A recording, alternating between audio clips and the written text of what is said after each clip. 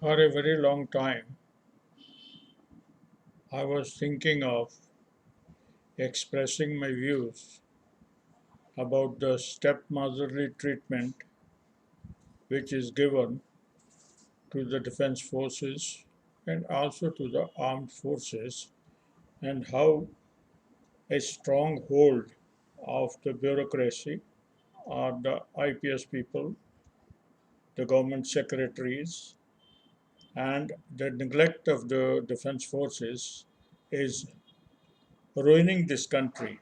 Apart from ruining the careers of so many people and diminishing the name of, tarnishing the name of our defense forces,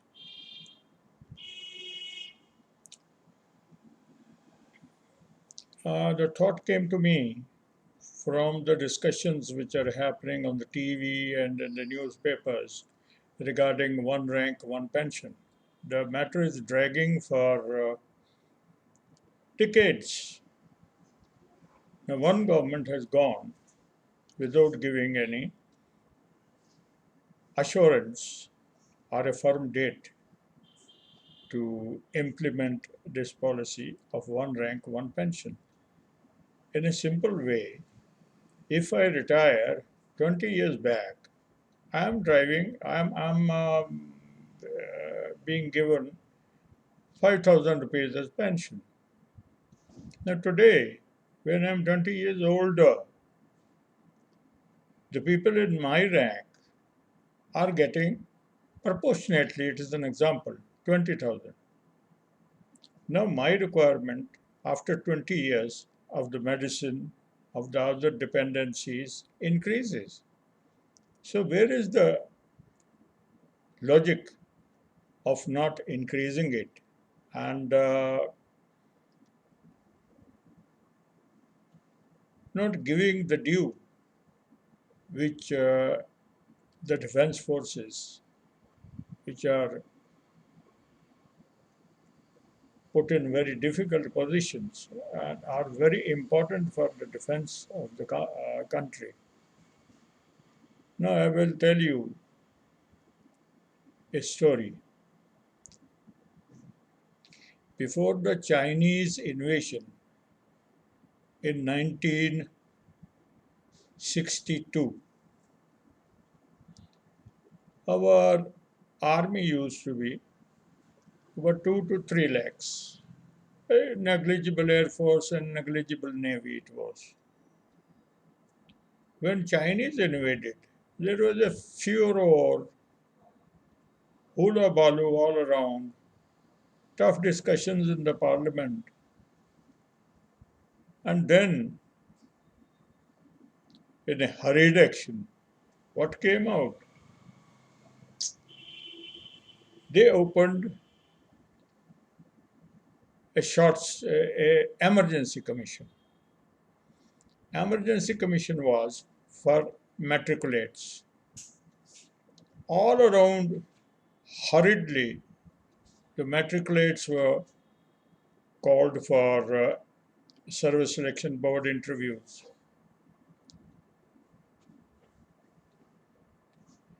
The interview was for one day for emergency 1, emergency commission 2, 3, 4, 5, 6, like that, up to 12, EC 12. And training was 3 months. When I landed up in my unit after my training,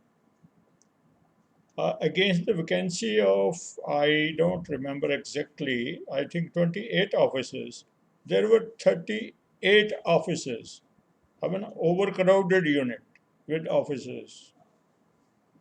There was no place for them to sleep. The mess used to be, officers' mess used to be crowded.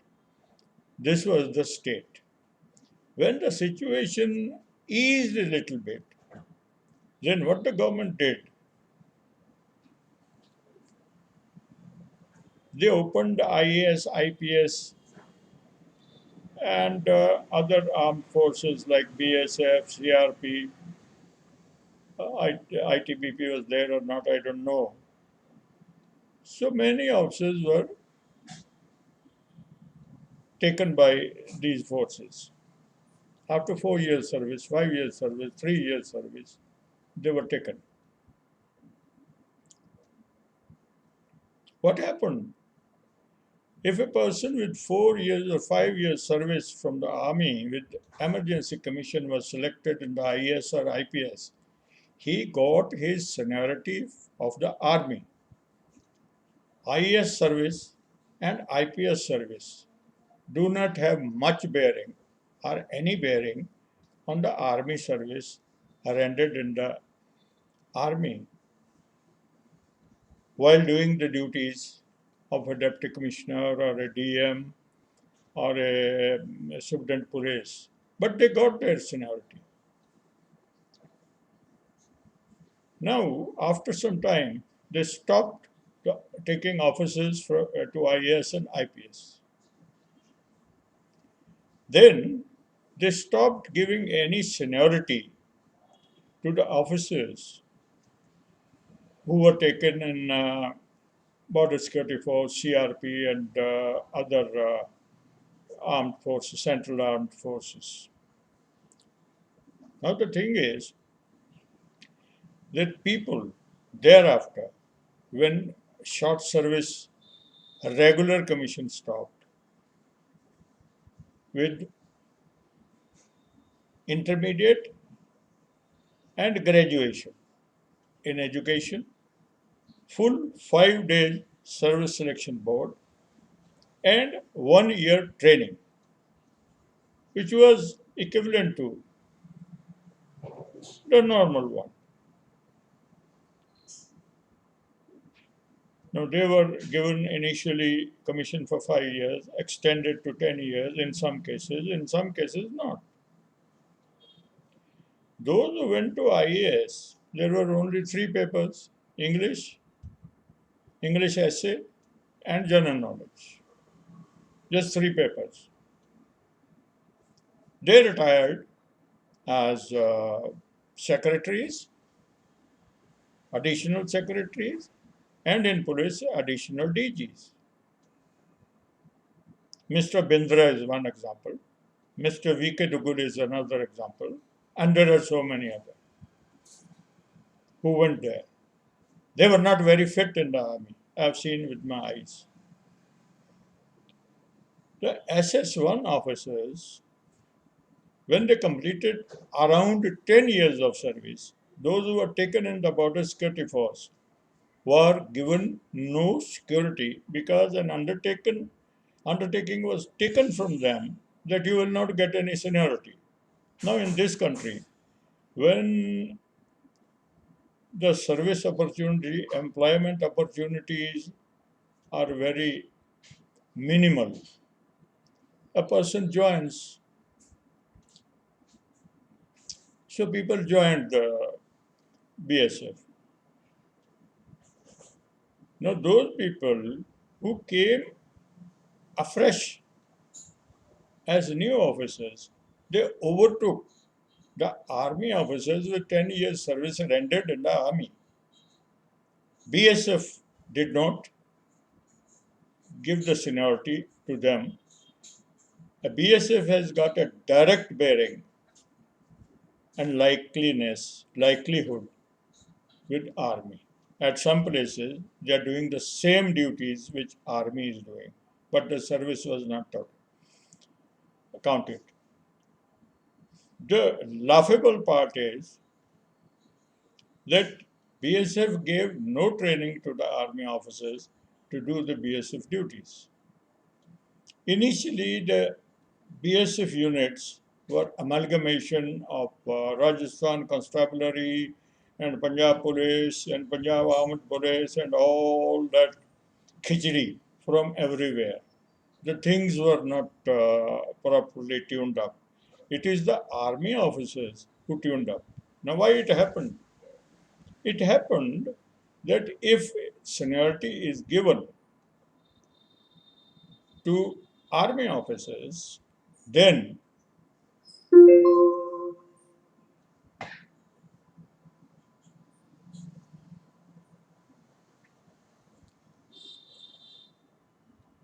what will happen?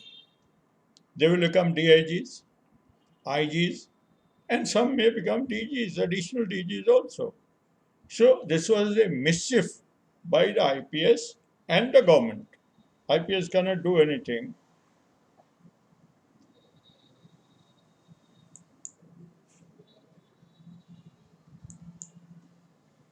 IPS cannot do anything without the sanction of the government. It was a government policy. How it was ignored? With 25 years of service, the army officers who came as in army, they were majors and captains, senior captains and majors.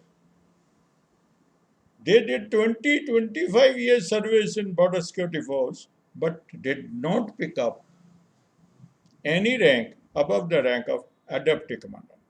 With the fresh candidates and the IPS with 5 years, 10 years service came as DIGs because DIG is a rank which has not much role in the civil society or in IPS category.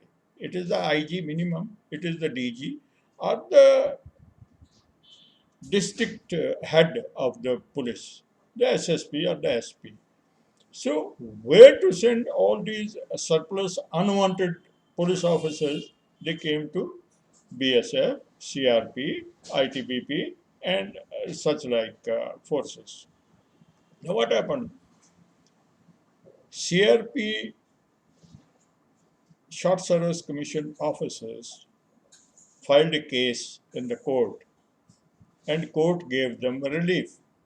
Overnight, from assistant commandant, they became senior commandants, and others were placed under them because army service is the prime service which this government has ignored. People are not talking of this. People never talked of this. The army service was counted only for pension for SS officers who had more education, who had more training, who were grilled for 5 days in the SSB. Rejection rate was very high, who did not get any training from the BSF, who made the BSF, they were ignored. I'm one of them. So, what is the policy of the government? BSF can't do anything. Now, the BSF is everywhere. It is in the jungles, it is in the mountains, it is in the war areas, they say it is second defense. No, I was deployed along with the army. What they were doing, I was also doing. How it is second defense? It is a terminology framed by the government to benefit the IPS cadre, and they stopped the entry of army officers into the IAS, IPS because there was lot of resentment among the bureaucrats because with the 10 years, 5 years of seniority, they were placed higher than the newly recruited IAS and IPS officers. That is why in this country, it is only the bureaucrat. May he be, the civil bureaucrat is stronger than the police bureaucrats. But when their common interest is there, they join together. Otherwise, they are fighting with each other. There is a tussle between the IAS and IPS. So this is the story how the Indian Army, Navy, Air Force, BSF, CRP, ITBP, and other defense forces, paramilitary forces are running.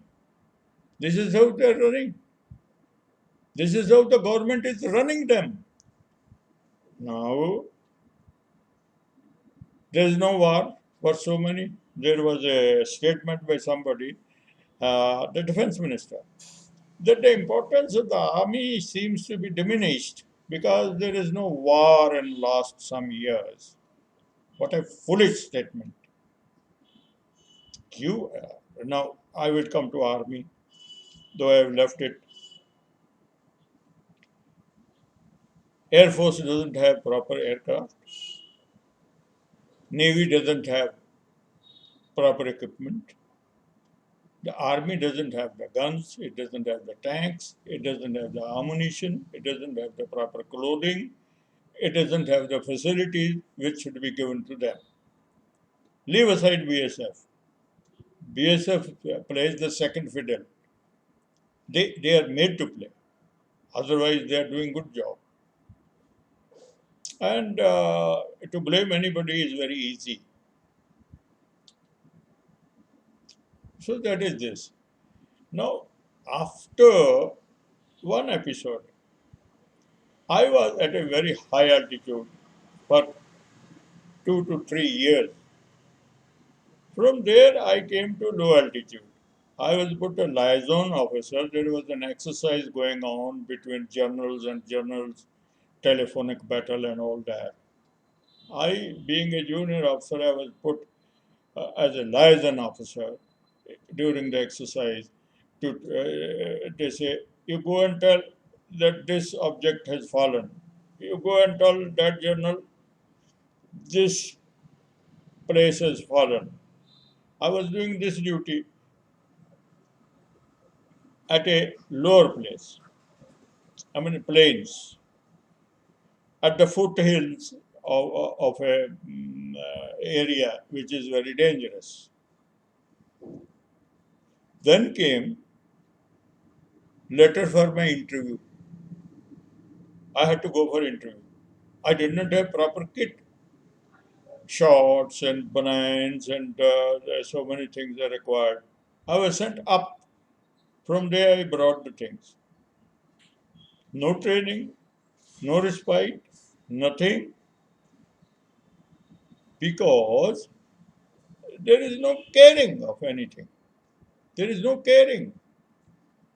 So, after living for 3 years in high altitude, very high altitude, how you do the exercises, jump around and beat with the people who have gone from the low altitude, who were placed in good places, the people who were well connected, the people who had people who knew people in the ministry or the senior officers who have never seen a high altitude area, they have not seen a jungle, they have not seen a Naxalite area, they are kept at cozy places. So they can do these things. You see your obstacle course and you're climbing the trees, jumping here, there, psychological test. I tell you, with lack of oxygen in the high altitude, on the high altitude for 3 years, diminishes your mental capacities, your physical capacity. You don't get hunger. You are in very adverse circumstances.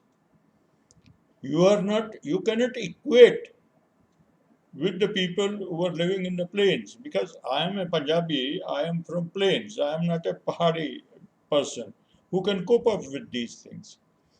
So there is no consideration. So ultimately, what happened? Whatever I did, I did. I put my best. I was a good athlete. I was in my training. I was excellent in all events. Thereafter also, I was running at a height of 12, 13,000 feet in a 2 feet or 1 feet high snow. I was complained about by men that he makes us run. And I run with shorts. You are running with warm clothing. So, whatever it is. So then, one Kamar Saab, who was from some royal family, asked me a question. He asked me, you tell me, when Indira Gandhi abolished privy purses, what you think about that? You tell me what I will think. What I will think about privy purses, it doesn't concern anywhere in the general knowledge or my views. If she has given, it is okay. If she does not give, it is okay. I don't know. I cannot do the reasoning why they should get or why they should not get the privy purses. So such was he was a comer. If I say it is a wrong thing to give them privy purses, I thought he will get angry psychologically. If I say that Indira Gandhi has done a correct thing, he may get angry. If I say that not giving privy purses is a wrong thing, then I'm going against the government. I'm going against the prime minister's view. I am going against the government view. So where should I go? I'm a person from the army. I cannot give political statements which tantamount to either believing or not believing what the government believes in. So these are the things. Somebody asked me, how is the food? I said, horrible. So many people told me that whatever they ask, you say it is very good, very good. No. Speaking falsehood is as bad in heaven or hell or in this world. I said it is not good. It is worse than hospital food, which is given to heart patients after open heart surgery. He must have annoyed. I damn care if somebody is annoyed on truth. India says India is a country of truth. India is a country of falsehood. India is a country of negligence. India is a country of everything wrong, everything which is in the negative sense. This is my view today. No, I've crossed 70s long ago. But sometimes, you see, you are living. A living person must have reactions to everything. He must have his own mind. And mind thinks about things. I am very, very sad, very, very discouraged by the way this government is treating the uniformed people. I have not forgotten Shri Lal Bahadur Shastri, who said, Jai Jawan, Jai Kisan. Jawan is giving the defense to the country. Without defense, country will be ruined like it was ruined in 1962. Without agriculture, the people will die of hunger. These are the two basic things. Now, agriculture is a basic requirement. Defense is not a basic requirement. It is a requirement because our society has developed in the nationhoods. There are nations, US, England, Pakistan, India. Everybody has got a territory and everywhere there are disputes. So that's why army is required. It is a necessary evil. It is not logical to have armies. Why societies cannot coexist? It is a philosophical question. The society has evolved like this, which is not correct. So, all my sympathies, I have suffered, people like me have suffered, and people are suffering. And this government will not do anything. Any government will not do anything. This country will do nothing unless it is taught a lesson which it was being taught in the past. It does not learn from its mistakes. What to say of blunders? What to say of blunders? It doesn't learn anything. So my sympathies are with all those who are suffering for a cause in army, BSF. You remain away your family. You may get leave or you may not get leave. You may get killed by snow. You may get killed by Odima. You may get killed in Chhattisgarh. You may get killed in Assam. You may get killed in. The politicians don't resolve the solutions. They don't resolve the disputes. And they are getting their army and BSF and CRP and Assam Rifles and all that killed because they are sitting in cozy air conditioned rooms protected by these forces, NSG and Special Protection Group. So why they should worry? And recently, what has happened? I will not. I am not a politician. I have no interest in politics. I was just pained by certain things which are happening in our country. I am a citizen of the country. I have fought for this country. I was wounded for this country. That's why I feel a little ashamed of what is happening, and my heart becomes a little heavy sometimes when I see that nothing is being done. Nothing is being done, neither for the poor, nor for the army, nor for the navy, nor for the BSF, nor for the air force, nor for any force.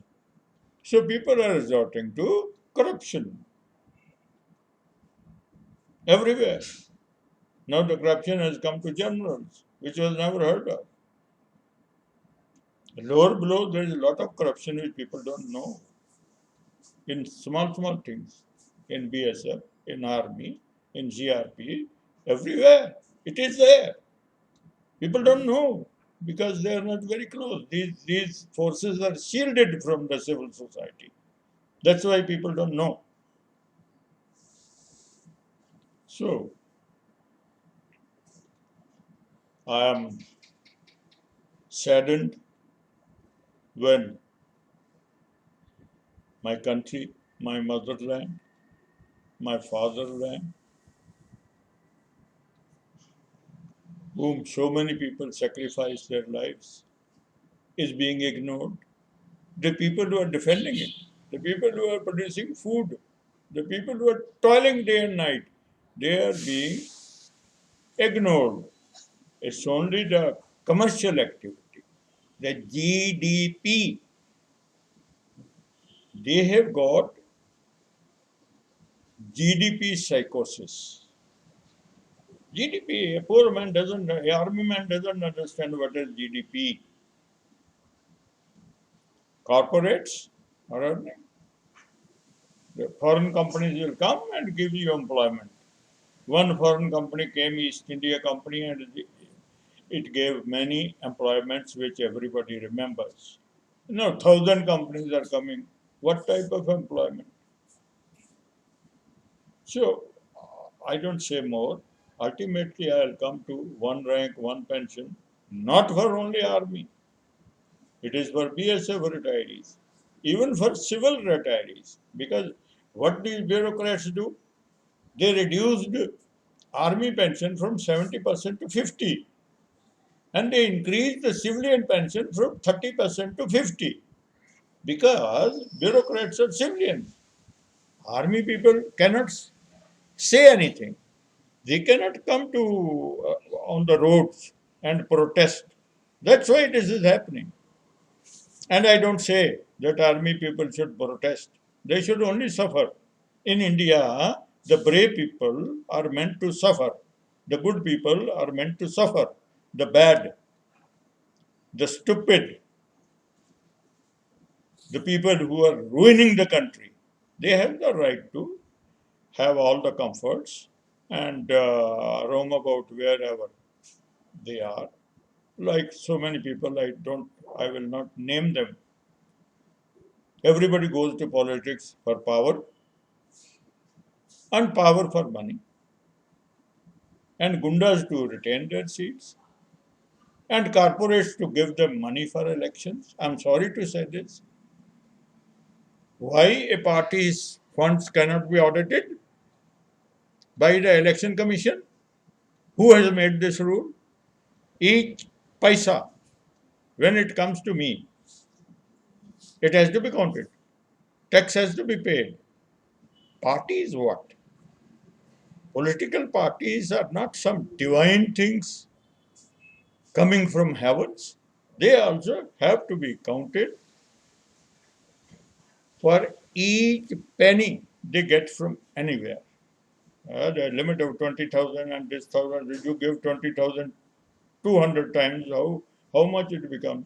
So I will not go deep into I have gone into the systems. I will not go into politics because I have spent my life in uniform and I don't want to dirty my mind. In the end, I wish success to the people who are fighting for one rank, one pay, and other good things. There are so many bad things which have to be changed, like the land law. Give all the land to corporates. It's very good. So I end with saying, my motherland will not remain the same. One day it will wake up. Jai Bharat Mata, Jai Bharat, Jai its population, Jai the toiling labor, Jai the soldier on the border, and glory to my country.